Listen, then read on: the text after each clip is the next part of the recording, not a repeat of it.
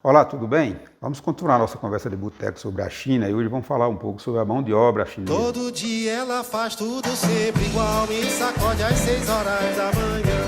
Me sorri um sorriso. Que aqui no Brasil a gente ouve muito falar com relação aos preços dos produtos chineses e que eles são mais baratos do que os nossos em virtude de haver a exploração da mão de obra na China, haver mão de obra escrava. Para isso a gente precisa entender um pouco da história. E o que a história nos conta é que os camponeses da China, eles têm uma tradição de contestação, de reivindicar os seus direitos, de lutar por isso. É tanto que a Revolução Chinesa começou lá, começou no campo. E parte desses trabalhadores, eles migraram para os grandes centros, para as empresas que estavam participando do processo de industrialização e, consequentemente, levaram, as suas ideias, a sua forma de agir e de atuar.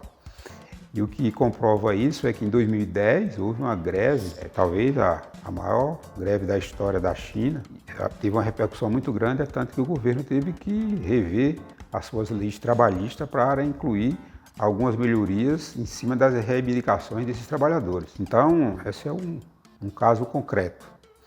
Se você pegar a década de 90, vai perceber também que houve realmente uma ociosidade da mão de obra nesse período e que a produção e a produtividade aumentou. Bem, os salários não acompanharam o aumento da produtividade. Mas aí você já entra em 2002 a 2009, você percebe que já houve uma escassez de mão de obra em alguns segmentos econômicos, principalmente na área de exportação. E aí tem algumas decisões que a China toma cada momento, e a gente pode citar algumas aqui. Por exemplo, a China aboliu aquela lei do casal ter apenas um filho, né? Hoje está liberado, o casal pode ter mais de um filho. Então isso aí já foi em cima de uma perspectiva de que na análise futura, num futuro não muito longe, poderia haver uma escassez de mão de obra economicamente ativa. Paralelamente a isso, também o governo criou obra de construção civil e de infraestrutura nos vilarejos para que o camponês, aquela pessoa que viveu sempre ali, tivesse a opção de ou migrar para a grande cidade, para um centro maior, ou então ficar na sua região, trabalhando na construção civil, trabalhando nas obras de infraestrutura ou até montando o seu próprio negócio, sendo um pequeno empreendedor. Obviamente que essa situação de trabalho nesse vilarejo não são assim uma coisa maravilhosa, precisam com certeza de melhorias, mas foi uma opção dada pelo governo. E se você observar outra coisa, muitas empresas hoje vão se instalar na China, porque a China tem hoje o maior nível de escolaridade, um dos melhores níveis de escolaridade, dos trabalhadores. Os anos de estudo dos trabalhadores chineses está acima da média mundial. Isso tem é um fator que muitas vezes define por que as empresas vão lá se instalar. Paralelamente a isso, também a gente tem que considerar que a China é um país que está em desenvolvimento, só que é um desenvolvimento permanente, desenvolvimento crescente. Mas a sua taxa de urbanização hoje, ela está em 59,5%, bem abaixo dos Estados Unidos, do Japão, da França, da Coreia do Sul, da própria Alemanha, que estão mais ou menos numa faixa de acima de 80%.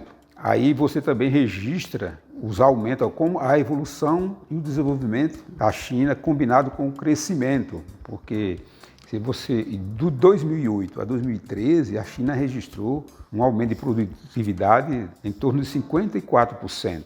O salário médio chinês, a partir de 2002 a 2013, teve um aumento de 198% dos funcionários das empresas estatais. O salário, em 2019, teve um aumento do salário em torno de 3,7% acima da inflação.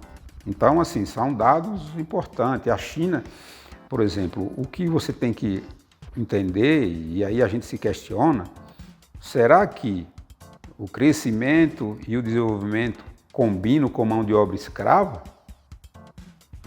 Porque quando você desenvolve, você cresce, você aumenta o padrão de vida dos trabalhadores.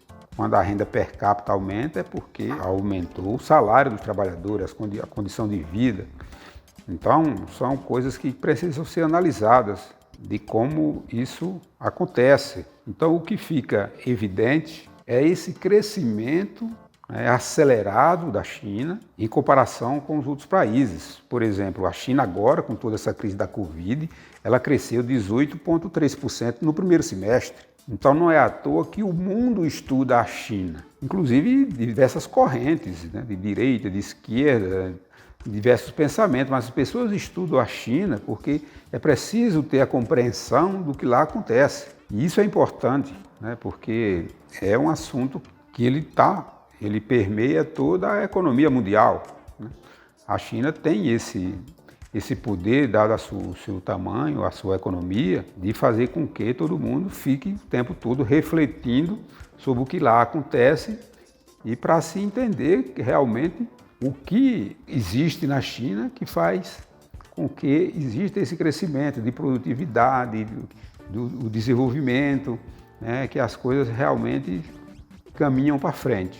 Então, gente, por hoje é só. Vamos ficando por aqui e até a próxima.